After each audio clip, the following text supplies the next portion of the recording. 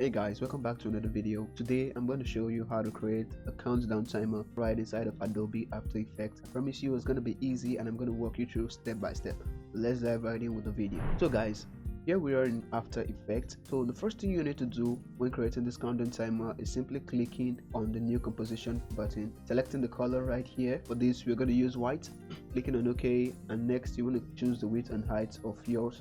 You want to go 4K or 1080p or 720p, up to you, doesn't simply matter. So I'm going to go with 1080p and click on OK. So then we have this composition right here. So the next thing we're simply going to do is that we're going to click on this ellipse tool right here. You can simply do that by clicking right here or clicking on the Q button on your keyboard. Next thing we're going to do is that we're going to simply draw a perfect circle. Normally in After Effects, if you start drawing this way, it's not going to give you a perfect circle, as you can see, but holding down on Shift is going to help After Effects give you the perfect circle you need. As you can see, holding Shift on your keyboard. Once we have done this way, we're simply going to make it this big, and we're going to click on the V tool or click on the picker right there. I'm going to simply align that to somewhere in the middle. Okay, so we're going to align it to somewhere in the middle. Doesn't simply matter if it's directly on the middle. Now as you can see right here, you can simply click on the fill options and make sure there is no fill at all. Click on none and click on OK, and clicking on the stroke property, you can say a solid color stroke or a linear gradient or a radial gradient. So just going for the solid color, you need to pick only just one single color. For the linear gradients, you need two colors, but they are going to be linear, and for the radial gradients, two colors, but it's going to form a radial pattern. So let's go for the linear first of all to show you what it looks like. And as you can see, the linear for this is black and white. So clicking on this part right here helps you select which color you need. Clicking on this one, we can select red for the first side. Clicking on the second one here, we can select blue, and clicking on OK, you're going to see something like this, and this is the linear gradient. As you can see, the gradient forms between only this line.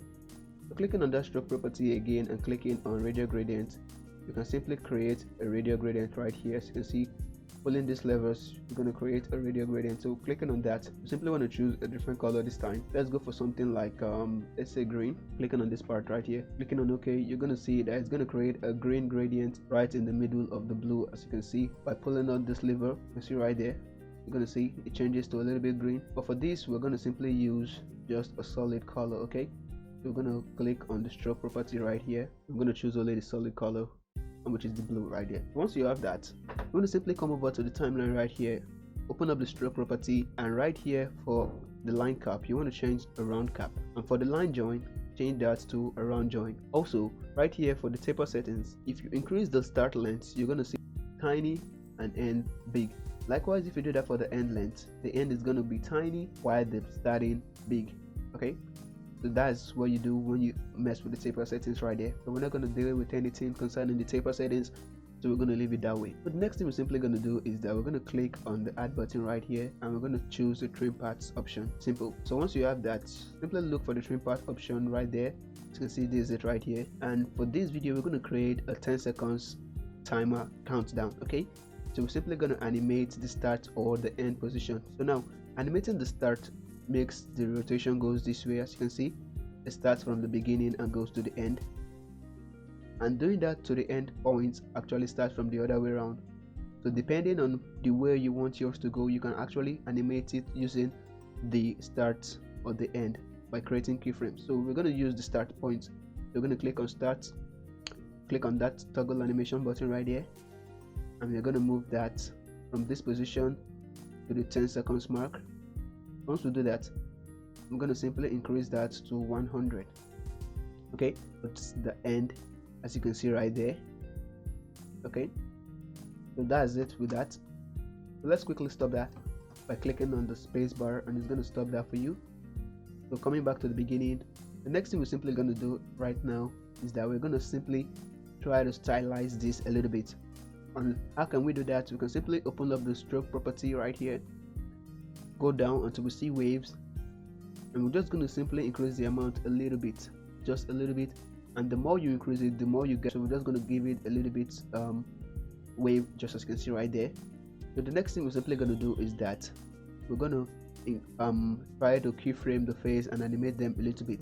We're going to start by creating an animation for the face at this point, moving to the 10 seconds point for this timer. Because we're creating a 10 seconds timer, we're going to simply offset the face, let's say by 90 degrees, Wait. So once you do that, you're gonna see some things right there. So as you can see, it looks as if it's actually moving. As you can see, that's the function of that wave property on this phase you're trying to animate right here.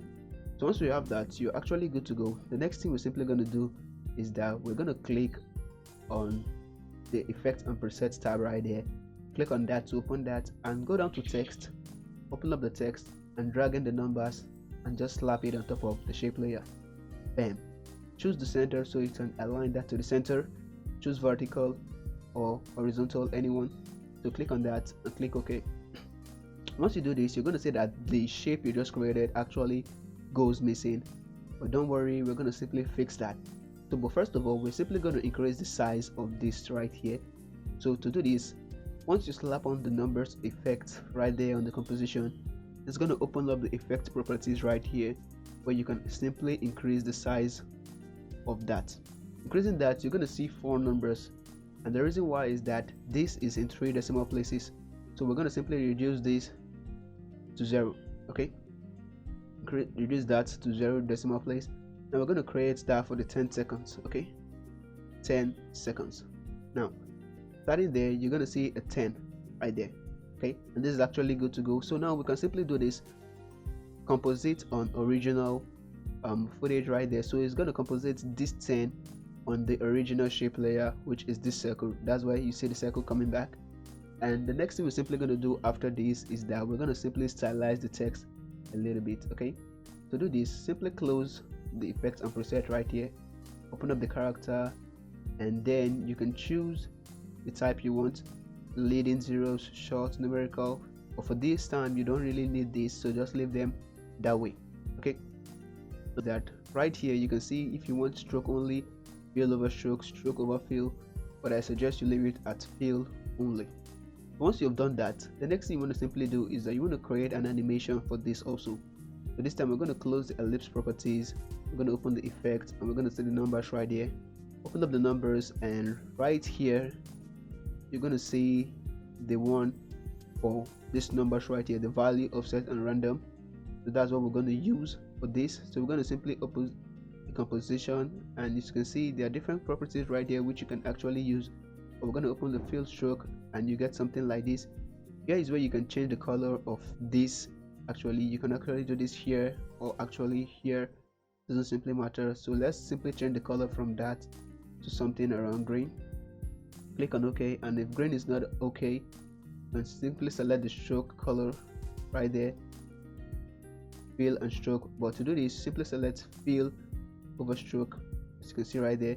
And you can select the stroke color and choose any stroke of your choice. This is stroke width right here, the amount of stroke you want on that. By increasing that, you're going to see more strokes right there. So we're going to leave it just this way, as you can see. And the next thing we're simply going to do is that we're going to animate this using keyframes. So open up the format. Okay, create an animation for the value, offset, and random, and max. So create an animation at the beginning at 10, go down to the 10 seconds duration. Okay, because we're creating the 10 seconds timer, go down to the 10 seconds duration. Once you're here, you can simply offset that and change this to 0. So playing this is going to start off at 10, but as it goes, it's going to reduce until it gets to 0, which is the end. So there you have it, guys, a simple timer that counts down from 10 to 1. If you love this video, simply give it a thumbs up down below, and also subscribe if you want more video editing tutorials just like this one, both in After Effects and Premiere Pro.